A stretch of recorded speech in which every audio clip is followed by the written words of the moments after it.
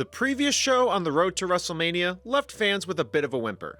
Elimination Chamber wasn't the same thing, but when the same event is so good the year before, most good shows wouldn't look as stellar compared to it.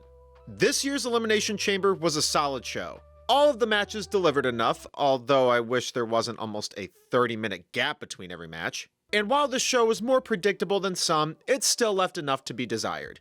I will only be talking about the matches in this video, so if you'd like to know my thoughts on other moments from the show like Danhausen's debut, you can check out my podcast review of the show. But if you want a short version of my opinion, very nice.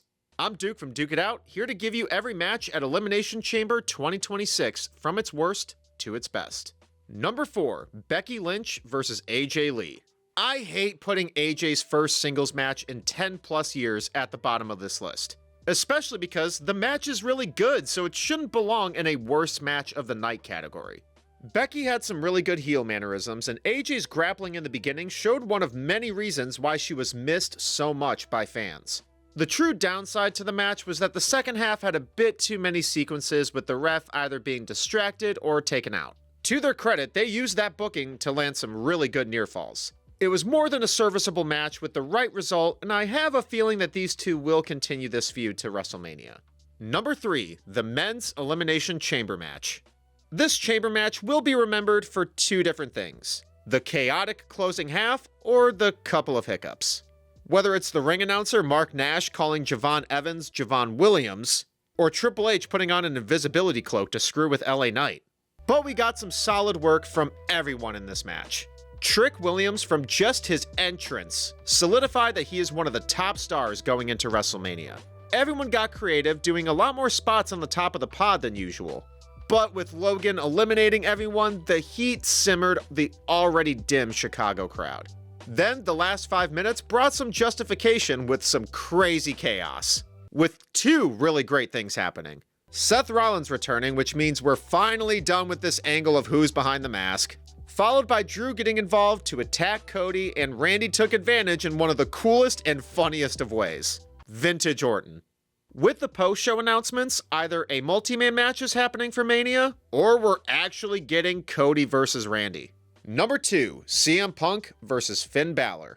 I mentioned this show having some predictability, but this match was probably the easiest to guess out of them all. And while this didn't hit the awesome levels of their match in Belfast, they still managed to put on another great match, with Punk getting a Michael Jordan-themed entrance while Punk made sure to tribute Larry while doing it.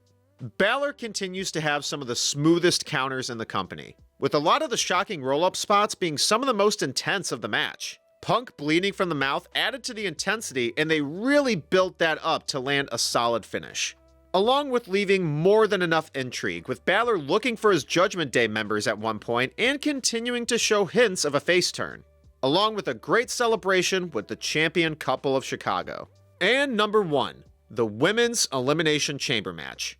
I had belief that all of these women were going to bring out a great chamber match, but in the opening, they ended up stealing the whole show, heavily due to the creativity from everyone, consistently working with specific spots for the stipulation or ones to heavily fit their character traits. Raquel Rodriguez really got some time to shine, which was extra necessary. Her power slamming Kiana James through the pod, to then pin her and Asuka at the same time, are some of the best spots of her entire career thus far. And her elimination had some of the best orchestration of the entire night, closing off with a dream singles match for the future. Tiffany really took a beating, yet consistently stayed on point, and Rhea continues to show off some awesome dominance and some terrific selling to be the opponent for Jade Cargill at WrestleMania. If we couldn't get Jade versus Bianca yet, I think most would agree this was the next best choice. With this show getting a lot more disdain than it really deserves, everyone in this match really put in the work. So that was my ranking for the Elimination Chamber 2026 card. Thank you so much for watching. Please make sure to like this video, subscribe to the channel, ring the bell for notifications, and duke out your opinions of the event in the comments below.